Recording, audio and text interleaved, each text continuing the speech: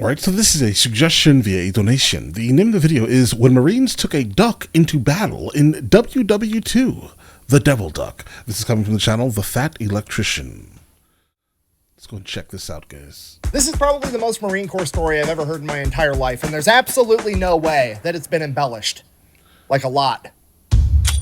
Okay. Ladies and gentlemen, we've already Foreshadowing. talked about the Marine Corps' most famous animal hero, Sergeant Reckless, the horse that was adopted by the Marines during the Korean War that would go on to become the hero of Outpost Vegas and the first horse to ever partake in a Marine Corps amphibious landing. But before Sergeant Reckless, the Marine Corps had another hero from the animal kingdom that partook in multiple amphibious landings in the Pacific theater of World War II. Today we're talking about Sergeant Seawash, aka the Devil Duck. But first, a word from our sponsor. This video is brought to you by Delete Me. Delete Me is an online subscription service. It's a very straightforward, simple business. You give them money, they get rid of your personal information off the internet. Okay, look, here's the deal. Somehow, some way, your personal information is on the internet. Your name, your spouse's name, your parents' name, your address, your last 5 addresses, your phone numbers, and all of your emails are all sitting in some data broker's bank, and they're selling that information for money. But the good news is that these data brokers are legally required to delete your information if you submit an opt-out request. And that's where Delete Me comes in. They will go to all the big data brokers and automatically submit opt-out requests on your behalf, and you don't have to do anything. And I know what you're thinking, because I thought the same thing. I don't want to give all my personal information to Delete Me either, because that just seems counterproductive. Okay, here's the thing with that. You don't have to give them all your private information. You can literally give them your name and your email address. You can give them more information if you want, but really all they need is your name and email, and then you come back a few days later and they just start asking you a bunch of yes or no questions. By using just your name and email, they'll search through all the data banks and figure out who you are, and they'll ask you a bunch of weird questions like, is this your dad? Is this your mom? Is that a relative? Is this your address? Did you used to live here? Did you grow up at this address? Is this your phone number? Is this your email? They know all of this information just by you giving them your name and email, using all the information that these data brokers have. And then you just let them know, yes, that's me, and then they will delete all that information for you.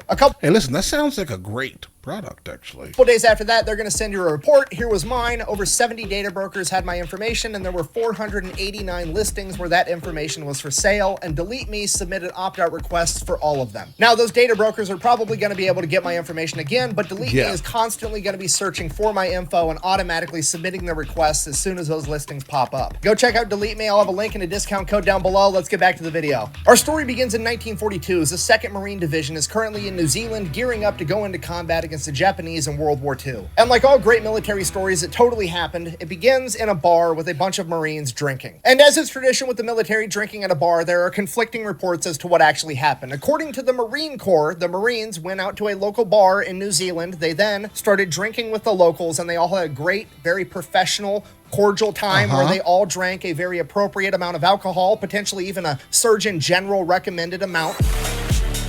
Yeah, bro, that did not happen.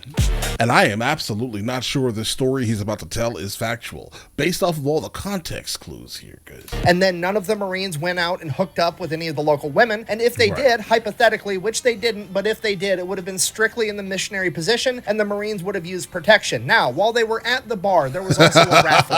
And apparently, a bunch of the Marines bought these tickets for this raffle, and one of the Marines by the name of Sergeant Francis Fagan ended up winning the raffle. Now, the grand prize for this raffle at a bar in New Zealand was apparently a duck. And that's what the Marine Corps says happened. Now, according to the other sources, mostly the personal accounts of the Marines that were actually there, and quite frankly, common sense, says that the Marines were at this local bar partying their faces off like they were about to go into the biggest armed conflict the world has ever seen. And while they were there, some of the Marines were playing poker with the locals, and the Marines apparently took all of their money, and they came back to the table, and they're like, all right, well, here's my prize duck. I'm going to put that up as a wager. And the Marine Corps ended up winning that too, and that, again, was Sergeant Francis Fagan, a.k.a. Pappy. Now, personally, hey, listen, that's more plausible. I'm going to go ahead and err on the side of the Marines got hammered at a bar and won a duck in a poker game, and the chain of command didn't want to get in trouble for associating the Marine Corps with gambling, so they just made up some weird shit, like apparently bars in New Zealand raffle off ducks, but you can go ahead and decide to believe whatever you want. Regardless, either way, Francis Fagan, and by extension, the Marine Corps, now has a duck. So what are the Marines going to do with a duck? Obviously, they take it under their wing. I'd like to apologize to the internet for making you a dad. I mean, what? To be fair, that is true. I kind of turned her into a bodybuilder for like 18 months between the 2 kids. Oh. Wow. What's going on? Interrupting my history time. Sorry about that. Anyway. That felt very personal. Is the Marines pretty much immediately teach this duck how to drink beer, which I know what you're thinking, that's probably not very healthy for the duck, but to be fair, there are worse vices to have. I mean, he could get addicted to quack. I'm sorry, I'm done. Okay, I'm done with the dad jokes. That joke was foul. Anyways, they become drinking buddies with this duck. He becomes one of the Marines, and then time comes for them to all go off to war and actually engage with the Japanese. Sure enough, they take the duck with them. Fast forward, November 1943, the Battle of Tarawa. It's one of the bloodiest battles in Marine Corps history. Essentially, the Japanese have 4,000 soldiers dug in and heavily fortified on the Tarawa Atoll, and the Marines have to go in there and take them out. Now, what's unique about Tarawa is it is surrounded by coral reefs, and what that means is any traditional landing craft that America could use, like a Higgins boat, similar to what we used over in the European theater, would get hung up on these coral reefs, and the Japanese would be able to spray it with machine gun fire and artillery and mortars and kill absolutely everybody. The Japanese were so confident in these coral reefs and their fortified defenses that Admiral Shimasaki said that it would take 1,000,000 men 100 years to take Tarawa. But he didn't know that the Marine Corps had the LVT, the Landing Vehicle Tracked, aka the amphibious tractor. Similar to a Higgins boat, except it had tracks on it, and then when it hit the coral reefs, it would simply drive right over the top of them. So November 20th, 1943, at 3 a.m., under the cover of darkness, 18,000 Marines and one duck would load into their Salamander tractors as they prepared to launch their amphibious landing at the quack of dawn. As dawn broke, the Japanese soldiers watched in horror as the American landing crafts did not get hung up on the reefs, but simply drove right over the top of them. The only surviving Japanese officer from this battle, Kiyoshi Ota, would later go on to write, "We could see the American landing craft coming towards us like dozens of spiders over the surface of the water, as one of my men exclaimed, 'The gods of death have come.'" Then it's time for you to leave. As the Marines You see us coming.